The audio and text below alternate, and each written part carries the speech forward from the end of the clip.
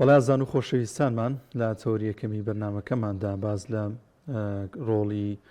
کەناڵی ئاسمانی پەیام لە ڕابردوودا و کامڕۆ ساڵیادی دامەزراندنی ئەم کەناڵەیە 16 ساڵ بەر لە ئێستاوە ئەم ساڵ پێدەنێتە 17 ساڵی تەمەنیەوە چۆن توانیوەتی ڕۆڵ بگێرە لە نێو کۆمەلگادا و گرنگترین بابەتیش لێرەدا کە باسی دەکەین چی بکرێت بۆی کەناڵی ئاسمانی پەیام وەک لە ڕابردووە لە ئێستاشدا خۆی بگونجێ لەگەڵ میدیا جیهانیەکان خۆی بگونجێن لەگەڵ ئەو گۆڕانکاریە گەورانی کە لە بواری میدیادا دێنە ئاراوە و پێویستە کەناڵی ئاسمانی چۆن زیاتر لە نێو هاوڵاتیان لە نێو خەڵکیدا جێدەستی دیار بێت و لەگەڵیشیدا بتوانێت هەمیشە بەردەوام لە بەرەی ستەم لێکراوان بێت کە لە ڕابردوودا بە شایەت هەمولایەک کەناڵی ئاسمانی پەیام ڕۆڵێکی باشی گەڕا لەو بارەدا گفتوگۆی زیاتری ئەم بابەتە دەکەم لەگەڵ میوانەکەمان بەڕێز دکتۆر یەحیا مەڕێشایی مامۆستای زانکۆ کاک دکتۆریان زۆر بەخێر بێت. سپاس بۆم بەخێر بنێخوا. دید و سەرنجی تۆ بۆ کەناڵی ئاسمانی پەیام و مامۆستایەکی زانکۆ لە بواری ڕاگەاندن. بەناوی خۆی گەورە سەرەتا زۆر پیرۆزباییتان لە یەکەم خۆ بەخێر بێت. خۆت پیرۆزبایی لە خۆمانەکەین. خۆشحاڵم کە لەگەڵ دوو میدیاکاری باشە گفتوگۆکەین ساڵیادی دامەزراندنی پەیام بەدڵنیاییەوە ساڵیادی هەموو کەناڵێک دڵخۆش بوونە بۆی کردوتە هەڵسەنگاندن و تەقیمە بۆ ئەوەی ئەنجامت داوە و پلاندانانە بۆ داهاتوش. هەموو دەستگایەکی میدیایی هەندێک مواقفی هەیە، هەندێک ئەزمون و تەجروبەی هەیە، هەندێک خاڵی تەمەیوزیە کە دڵی پێی خۆشە ئەوەی کە ئیشارەتان پێیان لە مقدمەی بەرنامەکە لە دیفاعکردن لە ستەم لێکراوان لە مۆزۆی حەڤای شوباط لە بوون لە بەرەی خەڵکە لە هەستکردن بە مەعاناتی خەڵک ئەمانە هەمووی خاڵی جێی شانازین بۆ کەناڵی ئاسمانی پەیام و لە هەمووی گرنگتر ئەوەیە کە یەکەم کەناڵی ئاسمانی ئیسلامی لە هەرێمی کوردستانە دەستی بە پەخش کرد و وێنایەکی تری هەرێمی کوردستانی بە ناوخۆ بە دەرەوەش پیشانە ئەوە جێگەی دڵخۆشیە و جێگەی دەستخۆشیە. لە نێو ئەو دڵخۆشی و دەستخۆشیانە بەدڵنیاییەوە هەندێک جار تۆ بێتاقەتە بی بە کەمی ئیمکانیات، بێتاقەتە بی بە ڕێگرێکاری دەسەڵات، بێتاقەتە بی بە ئەوەی کە تموح و خەونێکت هەیە بە پێی پێویست ڕەنگە جێبەجێ نەکرێ و یەکێ لە مەعاناتەکان و ئاریشەکانی ئیشی میدیایی ئەوەیە یعنی هەموو لە حەزەیەک تۆ بێ ئامادەی و حزورت هەبێ. یعنی ئەگەر تۆ لە ماوەی 24 ساعتەکە 23 ساعت حزورت هەبێ لە 1 ساعتی زیندووە تۆ نەبیت خەڵک ئاگای لە 23 ساعتە نیە خەڵک بیر لە 1 ساعتە ئەکاتەوە. لەبەرەوە ئەوانەی کە لە دەستگای میدیایی ئیشەکەن و بەتایبەتی کەناڵی ئەسمانیان خوا فرسەتیان بە. چونکە بەڕاستی ئیشێکی زەحمەتە و ئیشێکی پڕ لە سەرێشەیەوە کەوتری إعلام ومهنة البحث عن المتاعب ميديا قرانا بشون سريع شدا فعلا أقل لدزاكاني ترى للروجنامة على سايتا كم تر هستي بيبكي لكنالي آسمانيا بطواتي أساسي بيبكي راستا أوي باس مان كرد من ديو الروجنامة وانيا كي زياتر ما بس من جناب برسم بلام تاتشن كنالي آسماني بيام لو كاتايا يعني لدايق بيشونك خود زاني اما كومالا كنالي لوكالي ودو كنالي آسماني ما نبوي دو لعند الصلاة هەمیشە دیوێکی کوردستانی پیشانەیە، یعنی دائیمەن شۆستە و شەقام و خان و جوانەکانی پیشانەیە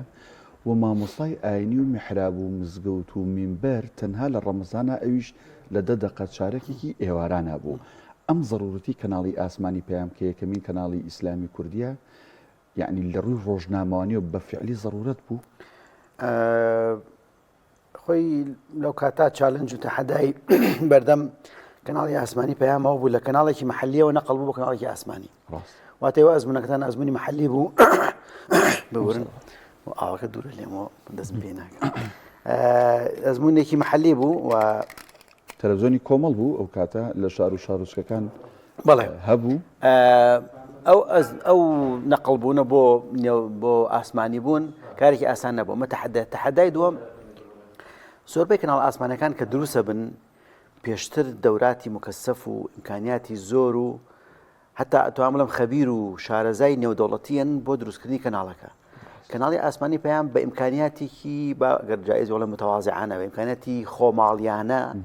توانی ئیشێکی ئاسمانیانە بکە، ئیشێکی فەزاییانە بکە کەەوە کە بەڕاستی کارێکی ئاسان نییە. ئەو لەحزەیە کە تایە کەناڵی ئاسمانی پەیام تایە لەدایکە بێ وە کەناڵەکانی تری ئیسلامیش لحظەیەک بوو کە تیا هەرێمی کوردستان وێنایەکی تری بە دەرەوە پیشانەدرا حتا من ئەتوانم بڵێم بە دڵنیاییەوە ئەو ئیحتیمامدانی کە ئێستا بە مانگی ڕەمەزان و بە بۆنە ئاینەکان لە کەناڵە ئاسمانی عیلمانیەکانە ئەیبینی بەشێکی زۆری بە کاریگەری کەناڵە ئاسمانی ئیسلامیەکان و لەنیشان لە کەناڵی ئاسمانی پەیام بوو چونکە تۆ هاتی وتت نەخێر کۆمەڵگەی کوردستان کۆمەڵگەیەکە کە تایە ئەحتیمام بە ڕۆژوەیە عاشقی حەجکردنە مزگەوتەکانی ئاوەدانە خەڵک خێرخوازن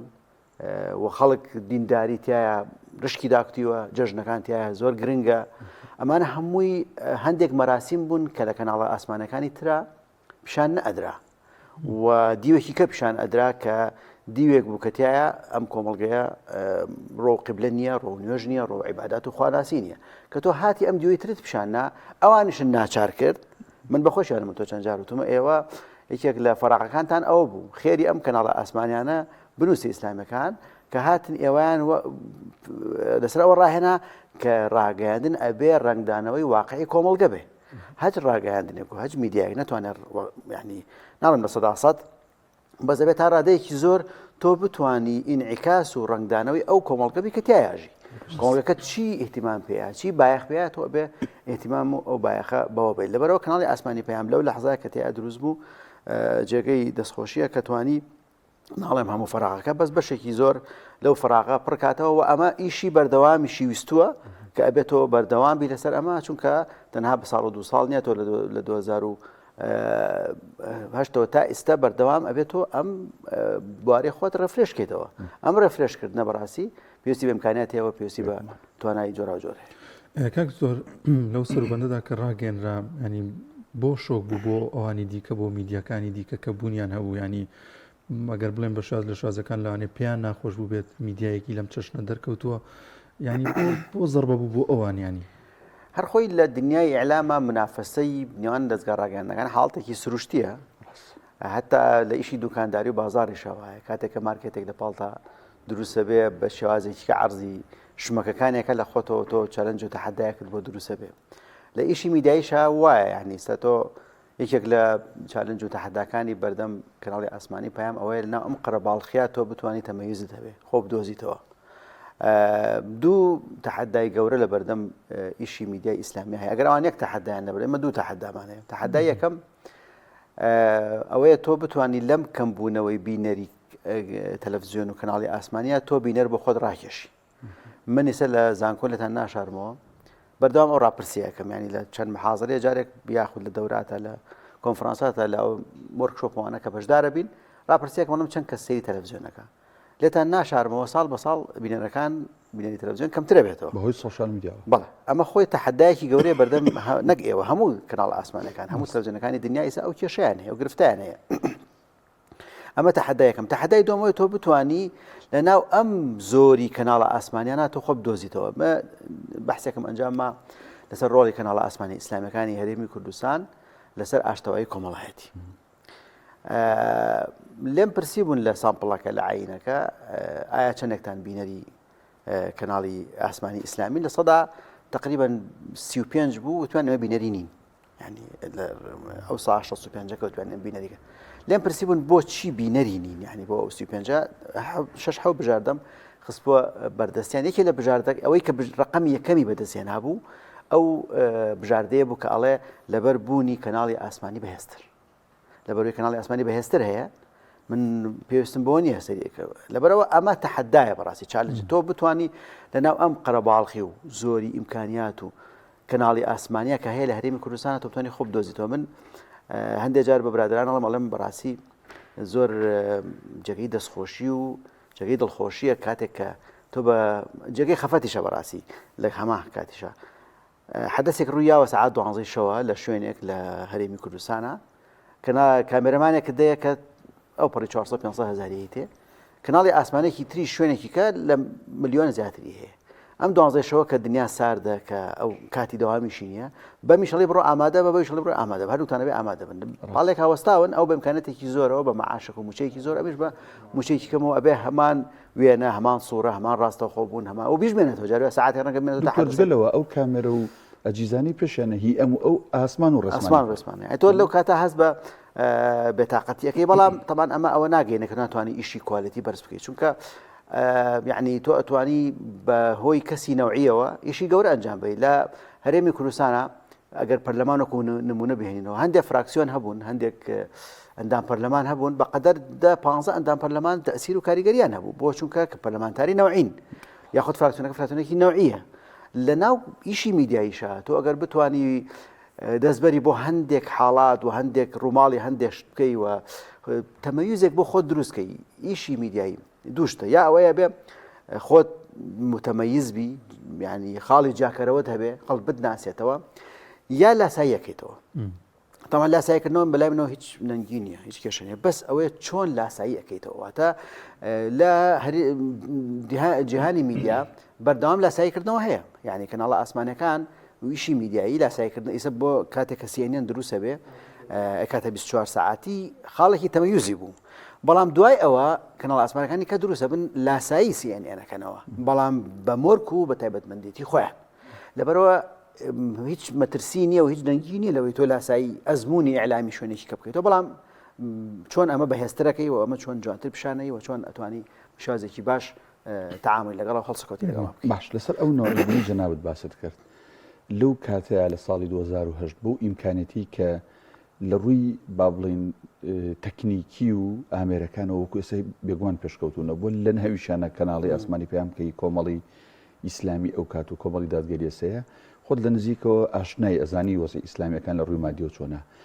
پەیام توانی هەر لە سەرەتاوە هەتا ئێستا بۆ قۆناغانی کە پیاە تێپەڕیەوە و لەمپەر یادوتە بەردەم بێگومان بەرز و نزمیش لە ئیشەکانی هەبووە ئەم نەوعێتە بپارێزێ هەر بەوەی پەیام ئێستا ناسراوە لای خەڵک واتە کە ئەڵەی پەیام کەناڵی پەیام ئەکسە خەڵک ئەزانە کۆمەڵی دادگەری تۆ خەڵک کە ناسیتی کە زانی تۆ چ کەناڵێکی ئەمە جارێکێکە لە خەڵەکانی سەرکەوتن یعنی چۆن مارکەیەک لە ناو بازارە خەڵک بیناسێتەوە براندێک ئەوە مهمە یعنی تۆ ئەمە یەک دووهەم ئەوەی کە خەڵک لە فیدباکە تۆ ئەمازانی و بینەرت و متابعت من ئەچمە زۆر ماڵکە لەسەر کەناڵی ئاسمانی پەیام و کەناڵ ئاسمانەکانی تریش ینی بەس ئەوە جێگەی دڵخۆشیە بەڕاستی بەڵام بڵێ لە 100 توانیوێتی هەموو ئامانجەکانی جێبەجێ خۆشتان دڵنیام ڕخنەتان هەیە لە هەندێک ئەدای خۆتان چکە تۆ ڕخنە لە خۆت نەگری ڕخنەی زیاتی نەگری ناتوانانی پێشکەوی لەبەرەوە ئەبێ یعنی بەڕاستی کوتم لە ساڵیادا تۆ ساڵ کاتی پێداچوونەوەیە کاتی مراجعەیە کاتی زانینی فیدباکە زۆر باش بوو مەسەلەن ئێوە مانگێک لەمەوە پێش ڕاپرسێکتان بکردایە فیدباکێک لەناو خەڵکە ئایا خەڵک لە کووا گلەیی هەیە لە کەناڵی ئاسمانی پەیام بەس کێشەکە لە چیە جاری وایە ڕاپرسێکە بڵاوکەیت خەڵک کاکە لێمە سەیری ناکەین مشکلەکەەوە نەکەریەوە ینی هەر سەیری تەلەڤیزیۆن ناکەیانی ئێمە سێ کێشەمان بۆ دروست ڕاستی ڕاپرسەکانی بواری توێژینەوەی زانستیە یعنی ئەڵێ کاکە زەحمەنە من کاتی خۆی لەسەر جەزیرە کردم بەحسی ماستەرەکەم کێشەم هەبوو خەڵک سەیری جەزیرەی ناکردانی ئێستاش ئەو کەمبوونەوەی بینەرە بەڕاستی ئەو کێشەیەت بۆ دروستەکە ئەگەر چی ئێستا سوشیال میدیا تقریبا لەوێشەوە خەڵک دەتوانێت متابعە بکە واتە تۆ جارێکتر پەیامەکەت لێەوە ینی کەناڵی ئاسمانی پەیام لێەوە توانێت بگات بەرنامە هەواڵەکان بەرنامە هەواڵەکانی بڵاو کاتەوە لەبەرەوە ضرورە تۆ فیدباکت هەم لە هاوڵات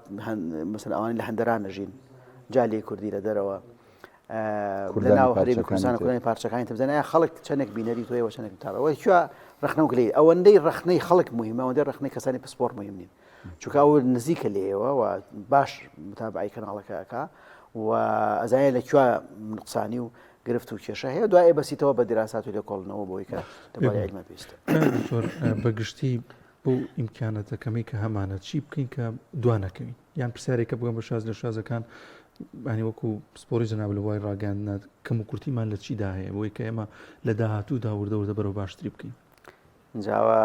ئەچی بۆ هەندێک ماڵ ئەڵێ کاکە زانەوە بۆ ئەمە گەشتکاری ناکەن و بۆ ئەمە بۆ یاخ ناکەن و بۆ هەمیشکە لەسەر دروست ژنیار و بۆ ژنیار و قسەی قەڵەویش کاکە کابرام لە ڕاستیە یعنی ئەوەی لە توانا و لە ئیمکانەت هەیە بکرێت ئەوەیە کە دوای ئەو تەمەنە جناب تەمەنم 7 ساڵ بۆ ینی تەمەنێکە دوای ئەو تەمەنە بێ پەیام بەڕاستی بیر لە فراوان بوونێک بکاتەوە بەمەعنا ئێستا زەمەنی تۆڕ ینی تۆڕی فراوان واتە تۆ ڕاستە ئێستا بۆ نمونە بانگەواز هەیە و بەس ئەبێ ینی لە مەنزومەی پەیامە خۆی بینێتەوە واتە بواری دراما مەسەن نوقسانیەکە لە ناو کەناڵی ئاسمانی پەیامە بە احتیمامی پێ بدرێ بە ڕاستی بواری وەرزش مەجالێکی زۆر گرنگە بێ ینی مەجای خۆی ئەوەی کە تۆ داوای پێشنیارەکەی گیرا باسی امکانات مۆزوعێکی کەیە مۆزوعی دیکۆمنتاری یەکێکە لەو بابەتە سەرنجڕاکێشانەی کە خەڵک زۆر ئەگەر امکاناتێکی زۆری ئەوێت بواری وەرزش وەکوتم ینی بواری دراما و فەن ئەوانە مەجای زۆر گرنگن پڕکردنەوەی ئەو فەراغی کە تا ڕادەیەک هەستی پێکرد ناڵم زۆر لە بواری ئافرەتانە لە کەناڵی ئاسمانی پەیامەویش بۆ خۆی یعنی بە احتیمامی زیاتری پێ بدرێ بواری مناڵان بە هەمان شێوە ینی ئەوانە تەوانە من نابێت لە ناو یەک کەناڵا پرسیارەکەم خۆ دەزانین لە ڕووی ئەکادیمی و علمی و ئێستا تایبەتمەندی هەیە ینی کەناڵێک ئێستا جاران کەوت جززیرەیەک جززیرە بوو ئێستا شەبەکەیەکی گەوری جززیرە هێوانە ینی من بەستم لەوەیە ئایا ئەمە پەیام بەڕێی تۆ مناڵانی تیابێ وەرزشی تیابێ درامای تیابێ مامۆسایانی ئاینی تیابێ هەموو جۆر لاوانی تیابێ چوزانم ئەمە باشترە یان ئەگەر ئیمکانیت و دەسەڵات دەبێ بۆ هەر توێژێک یا بۆ هەر بابەتێک کەناڵێکی تایبەتمەند دەبێت تەنان لە سوۆشیال میدیاش ئەم جیاکاری هەر ئەکریانی لە کەناڵەکانی کە خۆی ناتوانانی بە ڕەش و سپی جوابی ئەم پرسیارە بێتەوە چونکە هەندێک کەناڵ هەیە جۆرا و جۆری شەو توانێتی سەرکەوتوش بێ ئەوەی کە ئەڵەی بواری تەخەسوسەتی ئەمەش بۆ خۆی جۆرێکە لە تەمەیوزکردن بەڵام کێشەکە لە چیایە کاتێک کە تۆ تەخەسوس پیاکەی لە بۆ منەوەی من هەواڵ و سیاسەتم ئاخر بوون بە هەواڵ و سیاست کارێکی ئاسان زۆر ئاسان نییە چۆن ئەتوانی تۆ ئەم 24 ساعاتە تەنها ناسنامەی هەواڵ و سیاستە دەبێت ئێستا هەتا ئەو کەناڵانش کە هەواڵ و سیاسین لە کاتی مانگی ڕەمەزانە بۆ من هەتا نەکە ئێوە هەر کەناڵەکانی تریش سێرەکەی لەدەستێن لە کاتی مناسبە بۆنەکانە ئەچنە مەجالێکی کە لەبەرەوەی ناتوانانی تۆ ئەو مەجالە فەرامۆشکە ئیمالیکی بەڵام ئەگەر بتانی ئەمە بەکوڵێ لە شەبەکەیەکە لە تۆڕێکە لە ئەوەی کە پێوترێ لە شەبەکەی جەزیرە بۆرزشی هەیە بۆ دیکۆمنتاری هەیە ڕاستە و خۆبوونی هەیە لەولا مناڵانی هەیە چی هەیە ئەوانە هەمووی لە یەک مەنزوما کۆ بێتەوە شتێکی خراپ نییە لەگەڵ پاراستنی ئەوەی کە پەیامەکو کەناڵێکی ئەوەی کە خۆی ناوناو کەناڵێکی خەبەریە کەناڵێکی سیاسی ئەوش شتێکی باشە چونکە ئەو فەراغە هەیە بەڕاستی لە ئەعلامی ئیسلامیە ئێمە پێویستمان بەوە هەیە کە کەناڵێکمان هەبێ ئێتیمان بە مەجالی سیاسی و مەجالی خەبەری بە بۆی سەرچاوێکی هەواڵی باوەڕ پێکراو هەبێ کە خەڵک بتوانێت هەواڵەکانی لێوە دەستکەوێت لەبەر ئەوە یعنی ئەگەر ئیمکانیت هەبێ لە یەک شەبەکە هەمووی خۆی ببینێتەوە و هەمووشی یەک ناوی هەبێ ڕەنگە باشتریش بێ بۆی بتانی تەمەیوزەکەت هەبێ و بتانی لەو مەجارانی کە هەیە تەخەسوسەوەی کە پێوترێت تەخەسوس ئێستا کە من باسی تەخەسوس پسپۆرەتەکەم بۆ من وەرزشێ بەخێڵم ئەزانی چەند ئیمکانەتێکی گەورەی ئەوێ اینجا تۆ ناتوانانی بەڕاستی کەناڵی ئاسمانەکەت پەخشێکی دەبێت کەناڵێکی ئاسمانی کەش بکڕی و بەشداری مانگی دەستکرد بکرێت ئەوە هەموو ئیمکانەتێکی زۆری ئەوێ لەبەرەوە ئەوەی کە هەیە ئەوەی هەندێک کەناڵەکان چیەکەن ئێستا دێت ئەو فەراغە بەچی پڕەکەت لە کەناڵە مەحەلیەکانە بۆ من هەندێک کەناڵی ئێستا دیکۆمنتەرێک سۆتە کەناڵی مەحەلی بەس هەر بەشێکە لە مەنزومە گەورەکە کە بریتە لە کەناڵە ئاسمانی کاک تۆ بەگشتی ینی لە نێو خەڵکیدا گلەیەکی وا هەیە وازەوە لە تەلەڤیزیۆن بینین ینی ئێستا وەکو خۆ داماژ پێک گشت ینی گواستراوەتەوە بۆ موبایل و سۆشیال میدیانە عمومەن بە عام ینی گلەیەکی ژەیە کە لە نێو سۆشیال میدیاشە کەناڵە ئیسلامیەکان بینەریان وەکو پێویستنیانی خەڵک بەو شازە سێریان ناکە ئەمە بۆچی ئەگەڕێت و خۆمەیان خۆ تەلەڤیزیۆنی بۆن من ئەگەر ئێمە ڕیزبەندی بکەین بۆ کەناڵە ئاسمانەکانی هەرێمی کوردستان ناتوانین بڵێن کەناڵە ئاسمانی ئیسلامیەکان لە خواری خوارەوە و ناشتوان بڵێن لە سەری سەرەوە مەگەر لەو ناوەندا بن هەروەکو حاڵی حیزبی ئیسلامیەکانە ئەویش تقریبا ینی ئەو ئیمکانەتە زۆرەی کە خراوەتە بەردەست ئەو کەناڵانەی تر بواقع حاڵ خاتە ئەیکا بە یەکەم یعنی ئێستا ڕاستە عەرەبیە یاخود جەزیرە یاخود MBC ئەمانە کەناڵی پرۆفشناڵن و لە ئاستی جیهانە زۆر تەمەیوزیان هەیە بەڵام هەمووی هەر ئەوە نییە کە کەوادری ئەعلامی سەرکەوتوویتیایە هەمووی ئەوە نییە کە پلانێکی بەشێکی زۆر گرێتە بۆی ئیمکانەتێکی زۆریان لە بەردەستایە یعنی تۆ قەتەرە لە پشتە سعودیەت لە پشتە لەبەرەوە بۆ یەمەن ناتوانێت ئەمە بکە بۆ شوێنی کە ناتوانێت ئەمە بکە لەبەر ئیمکانەتێکی زۆریان لە پشتەنە هێنانی کادری باش کاسەی پڕ ئاشتی ماڵە یعنی پێویستی بە ئیمکانەتێکی باش هەیە بەڕاستی ئەگەر بڵێن کاسەی پڕ ینی چی میدیایە میدیایەکی سەرکەوتووە ینی لەبەرەوە من نامێ هەمووی بەستمەوە بە ئیمکانەتی مادی چونکە باشێکی عەقڵیە بەشێکی سەلیقەکاریە بەڵام ئەبێ هەمووی بەیەکەوە گرێ بدرێ بۆی بتوانی کارێکی سەرکەوتووە ئێمە حەزمانەکە زیاتر لە خزمەت جەناب تا بین کاک دکتۆر بەزیتە تەوەرەکە زیاتر ڕێمان پێ نایەت و میوانی دیکەشمانەیە زۆر بەڕێز دکتۆر